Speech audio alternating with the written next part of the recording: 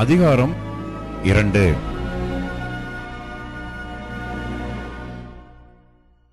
இப்போதும் ஆசாரியர்களே, இந்த கட்டளை உங்களுக்குரியது.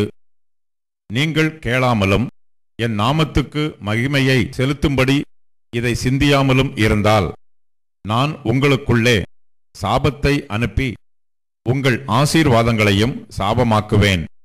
ஆம், நீங்கள் அதை சிந்தியாமற் போனதினால் அவைகளை சபித்தேன் என்று சேனைகளின் கர்த்தர் சொல்லுகிறார்.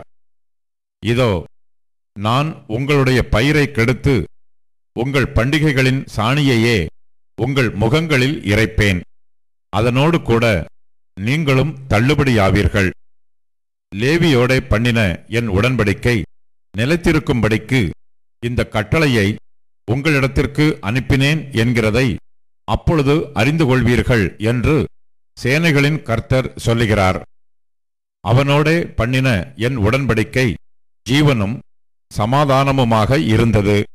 அவன் எனக்கு பயப்படும் பயத்தோடே இருக்க வேண்டும் என்று இவைகளை அவனுக்கு கட்டளையிட்டேன். அப்படியே அவன் என் நாமத்துக்கு பயந்தும் இருந்தான். சத்திய வேதம் அவன் வாயில் இருந்தது. அவனுடைய உதடுகளில் அநியாயம் காணப்படவில்லை. அவன் என்னோடே சமாதானமும் யதார்த்தமுமாய் சஞ்சரித்து அநேகரை அக்கிரமத்தினின்று திருப்பினான். ஆசாரியனுடைய உதடுகள் அறிவை காக்க வேண்டும். வேதத்தை அவன் வாயிலே தேடுவார்களே. அவன் சேனைகளுடைய கர்த்தரின் தூதன். நீங்களோ வழியை விட்டு விலகி அநேகரை வேதத்தை குறித்து இடறப் பண்ணினீர்கள். லேவியின் உடன்படிக்கையை கெடுத்துப் போட்டீர்கள் என்று சேனைகளின் கர்த்தர் சொல்லுகிறார். நீங்கள் என் வழிகளை கைக்கொள்ளாமல் வேதத்தை குறித்து பட்சபாதம் பண்ணினபடியினால் நானும் உங்களை எல்லா ஜனத்துக்கு முன்பாகவும் அற்பரும் நீசரும் ஆக்கினேன். நம்மெல்லாருக்கும் ஒரே பிதா இல்லையோ? ஒரே தேவன் நம்மை சிருஷ்டித்ததில்லையோ?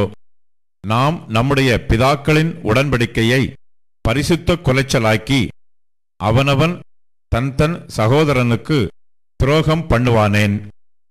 யூதா ஜனங்கள் துரோகம் பண்ணினார்கள்.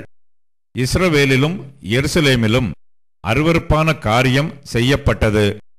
கர்த்தர் சிநேகிக்கிற பரிசுத்தத்தை யூதா ஜனங்கள் பரிசுத்த குலைச்சலாக்கி அந்நிய தேவதையின் குமாரத்திகளை விவாகம் பண்ணினார்கள்.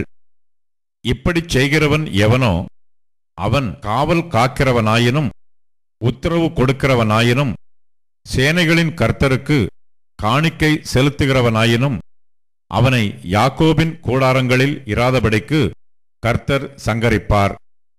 நீங்கள் இரண்டாந்தரமும் இதைச் செய்து கர்த்தருடைய பீடத்தை கண்ணீரினாலும் அழுகையினாலும் பெருமூச்சினாலும் நிரப்புகிறீர்கள். ஆகையால் அவர் இனி காணிக்கையை மதியார். அதை உங்கள் கைகளில் பிரியமாய் ஏற்றுக்கொள்ளவும் மாட்டார். ஏன் என்று கேட்கிறீர்கள். கர்த்தர் உனக்கும் உன் இளவயதின் மனைவிக்கும் சாட்சியாயிருக்கிறார். உன் தோழியும் உன் உடன்படிக்கையின் மனைவியுமாகிய அவளுக்கு நீ துரோகம் பண்ணினாயே. அவர் ஒருவனை அல்லவா படைத்தார்? ஆவி அவரிடத்தில் பரிபூரணமாயிருந்ததே. பின்ன ஏன் ஒருவனை படைத்தார்? தேவபக்தியுள்ள சந்ததியை பெரும்படித்தானே. ஆகையால் ஒருவனும் தன் இளவயதின் மனைவிக்கு துரோகம் பண்ணாதபடிக்கு உங்கள் ஆவியை குறித்து எச்சரிக்கையாயிருங்கள். தள்ளிவிடுதலை நான் வெறுக்கிறேன் என்று இஸ்ரவேலின் தேவனாகிய கர்த்தர் சொல்லுகிறார். அப்படிப்பட்டவன் கொடுமையினால் தன் வஸ்திரத்தை மூடுகிறான் என்று சேனைகளின் கர்த்தர் சொல்லுகிறார். ஆகையால் நீங்கள் துரோகம் பண்ணாமல் உங்கள் ஆவியை குறித்து எச்சரிக்கையாயிருங்கள். உங்கள் வார்த்தைகளினாலே கர்த்தரை வருத்தப்படுத்துகிறீர்கள்.